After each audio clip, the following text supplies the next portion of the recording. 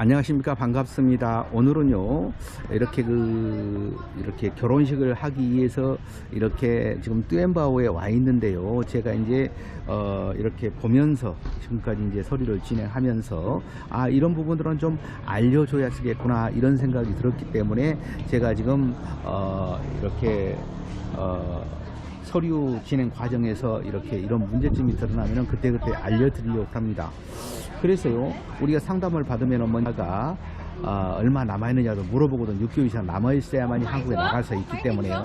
한국에서 출국하는 기준으로 봤을 때 6개월 이상 남아야 됩니다. 그래서 이제 혼인관계 증명, 범죄 증명, 건강검진 이렇게 준비를 해가지고 이렇게 들어오죠. 혼인관계 증명, 범죄, 건강, 직업 이 4가지 서류를 준비해가지고 이제 준비를 해가지고 베트남에 들어오죠. 100만원 입금하고 들어오서 맞선을 본 다음에 그 다음에 이제 마음에 든 여성이 있으면은 그때 이제 계약하고 진행하는 그런 시스템인데요.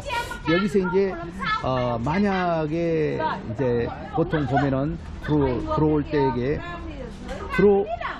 때에 여권이 이제 6개월 이상 남아있으니까 들어왔을 거 아니겠습니까? 근데 이제 어중간히 한 8개월 정도 남아있었어요. 그러면 신랑이 어쩌냐면은 그것을 한국에 가고 이렇게 여권을 이제 바꾸는 경우도 있습니다. 근데 이제, 왜 그러냐면요. 처음에 이제 우리가 여권을 복사를 하잖아요. 처음에 이제 이쪽에서 이제 말하자면은 그 신부 쪽 동네에 이제 혼인신고 준비를 하려면 여권을 복사하는 것을 가지고 가거든요.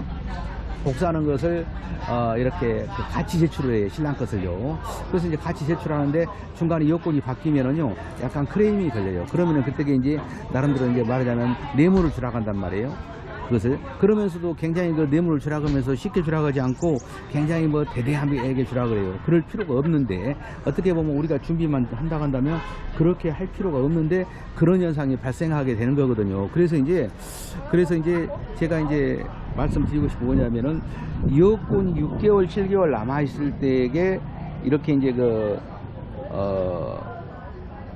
이제 베트남에 들어왔어요. 그래가지고 그걸로 해가지고 다시 이렇게 이제 말하자면 이쪽에 혼인신고 하기 위해서 신청을 하지 않습니까? 혼인신고 하기 위해서 여권을 신청을 해요. 신부 동네에다가. 그런데 이제 두 번째 들어왔을 때에 이렇게 신랑이 두 번째 들어와갖고 이제 신부 동네에 가가지고 이제 인민위원회 가가지고 이제 혼인신고를 하지 않습니까? 사인을 하고요. 근데 이제 그때 사인할 때에 여권이 틀리면 안 되는 거예요. 근데 그리고 다음에 중간에 여권이 바뀌면 애로사항이 있는 경우가 생겨요. 여권 우리는 복사해놓고도 공지까지도 해놓거든요. 처음에 왔었을 때에 이제 그러면은 그런 애로사항이 생기더라는 거예요. 그래서 그것을 이제 알고 계셔야 돼요.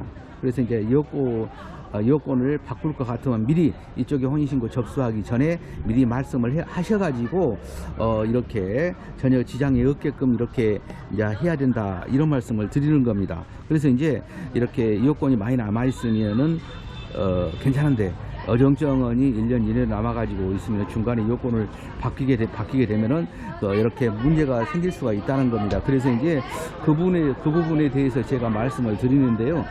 여권이 이렇게 어정쩡하게 남아있으면 한번 갔다 와가지고 다시 새로 만들어갖고 이렇게 진행하는 것이 더 나을 수 있다, 이런 말씀을 드립니다. 그래서 이 부분이요, 이런 말씀을 제가 드리냐면은 이런 상황이 있어가지고 문제가 있었기 때문에 이런 말씀을 드리는 겁니다. 이런 말씀이. 그래서 이제 가가지고 이제 신랑이 왔다 갔다 하고 2차 들어가고 혼인신고 할 때 굉장히 어려운 상황이 발생할 수도 있거든요. 그래서 이제 그런 부분을 이렇게 없애기 위해서는 그렇게 해야 된다.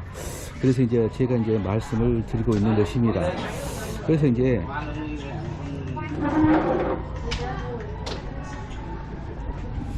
그리고요 또 이제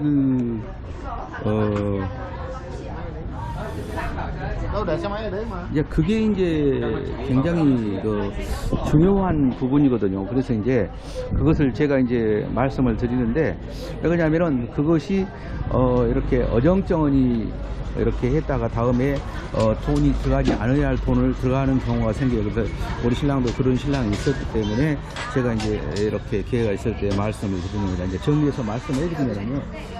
들어올 때에 한 6, 7개월 남아 있었을 때에 중간에 그걸로 공증도 하고 그걸로 이제 복사해가지고 신고 혼인신고 하기 위해서 이렇게 준비를 하고 있었는데 다음에 여건이 바뀌게 되면은 잘못하면 까칠하면은 굉장히 급하고 수익 잡고 이렇게 상당히 프레임을 걸거든요. 그럴 때에 문제가 생길 수 있기 때문에 이렇게 그렇게 좀 안 남아 있었을 때는 미리 말씀을 하셔가지고 그 접수를 하지 말고 우리 다음에 들어왔을 때 새 여건도 접수해가지고 진행하면 무난하게 이렇게 진행하는데 무리가 없을 것이다 이 생각을 한 것입니다.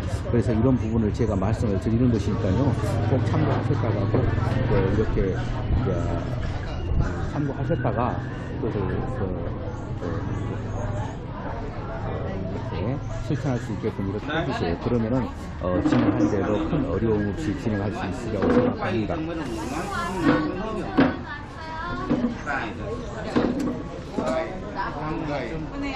그래서 제가 오늘 이제 여권에 관해서 이렇게 말씀을 드렸는데 이 부분도 굉장히 중요한 부분에 들어가거든요. 그래서 이제 그것을 꼭 이렇게 알고 계셔가지고 다음에 차질이 없게끔 이제 하시기 바랍니다. 이제 날씨도 더운데 좀 있으면 더워지지 않습니까? 날씨도 더운데 와가지고 그 뭐 신부가 이렇게 뭐 혼인신고를 할 수 있네 없네 이런 말 듣고 그러면 굉장히 기분도 안 좋고 그러지 않습니까? 그렇기 때문에 이렇게 미리 준비를 해가지고 한다면 괜찮을 것 같다.